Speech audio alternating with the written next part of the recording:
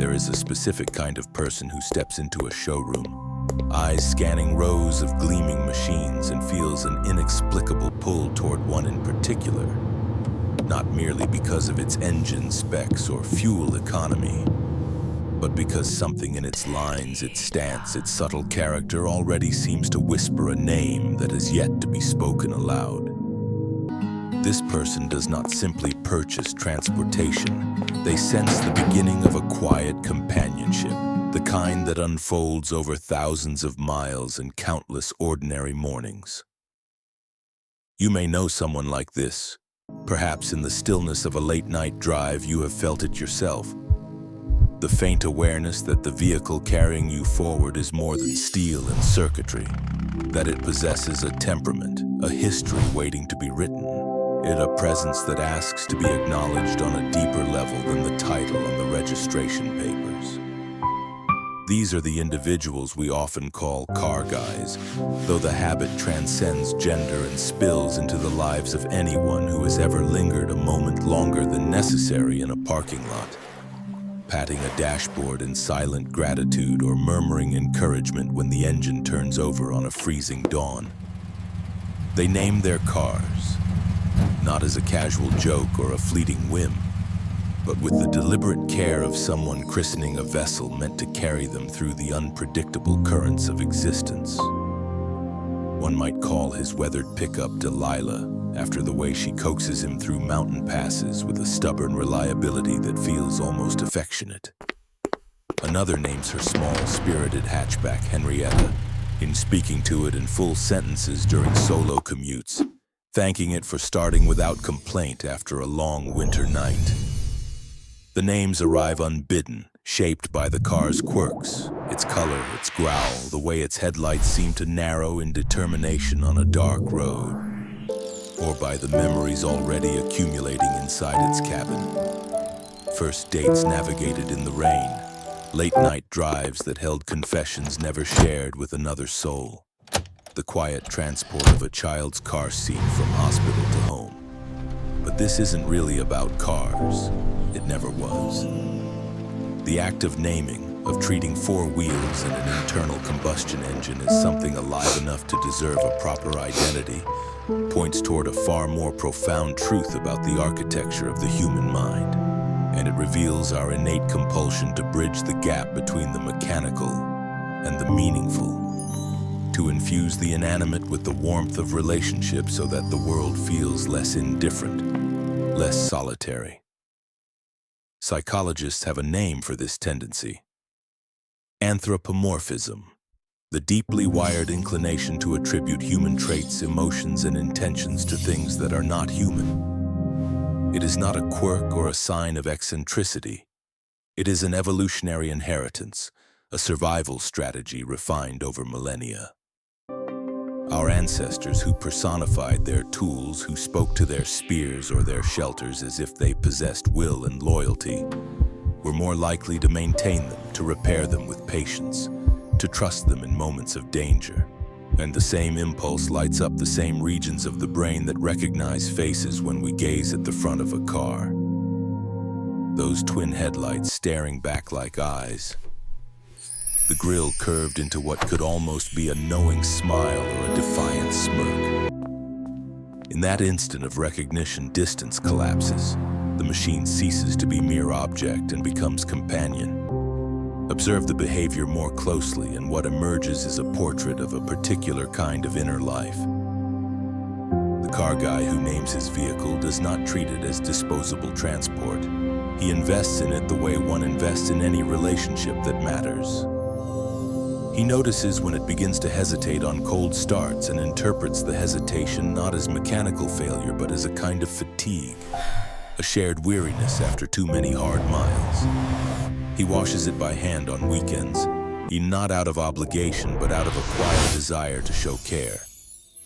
Research into this phenomenon suggests that those who form such attachments tend to drive more safely and maintain their vehicles more diligently, precisely because the car has crossed the threshold from possession to partner.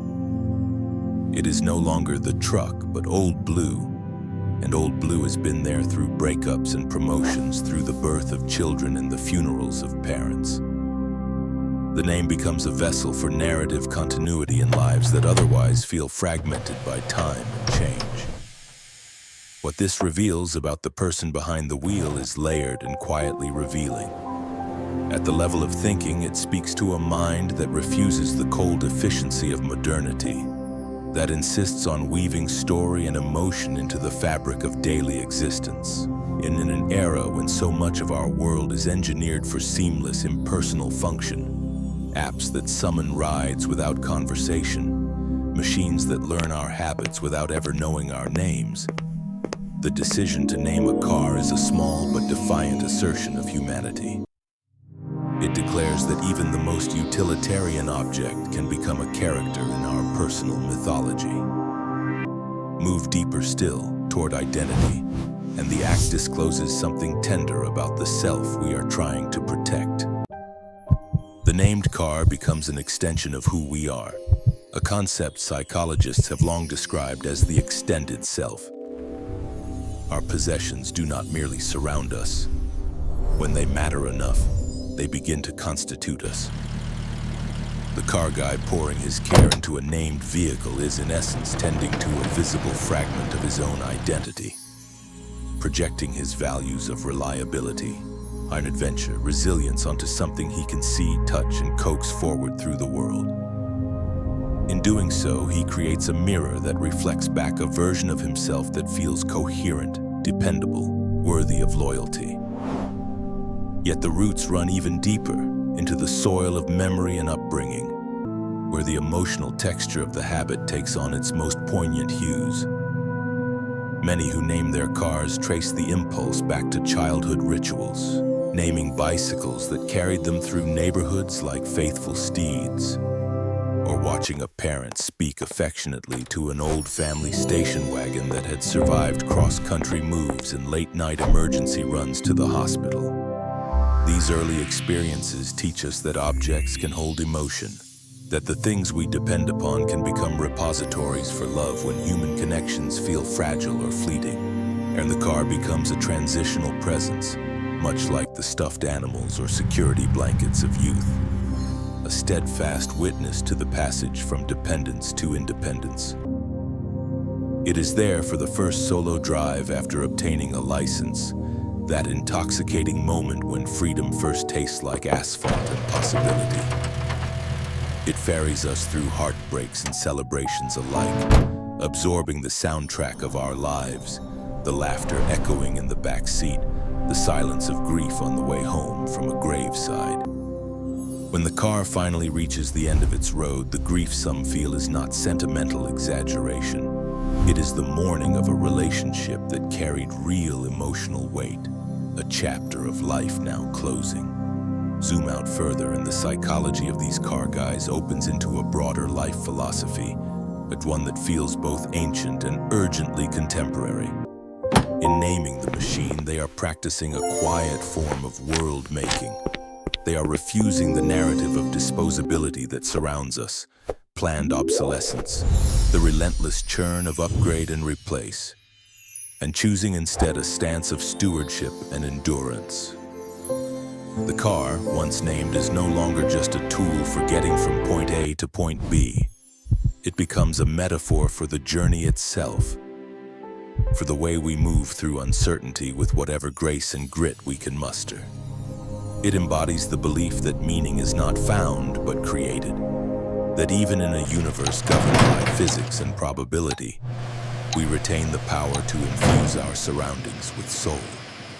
This is not delusion. It is the same imaginative faculty that allows us to fall in love with places, with ideas, even with other people whose inner lives remain forever partially unknowable. The car guy who whispers "Thanks, old friend" after a safe arrival home is in that moment rehearsing the deeper art of being human, the art of connection across difference, of finding companionship where others see only utility. And yet beneath the philosophy lies a subtle, uncomfortable truth we all share to varying degrees. In a world where genuine human bonds can feel increasingly conditional, fleeting, or overwhelming in their complexity. It can be easier, safer even, to direct our capacity for loyalty towards something that cannot leave us, cannot judge us, cannot demand reciprocity beyond the simple exchange of maintenance and miles. The named car offers a relationship stripped of ambiguity. It responds predictably to care. It carries us without complaint, and it becomes an extension of our will on the open road. This does not diminish the act, it humanizes it. We are creatures wired for attachment, and when the attachments we form with one another grow strained by the pace and pressures of modern life, we turn, naturally, instinctively, to the objects that remain constant. The car guys are simply more overt about it, more willing to name what the rest of us often feel without quite articulating. In the end, their habit invites a larger reflection on the stories we tell ourselves about the things that carry us.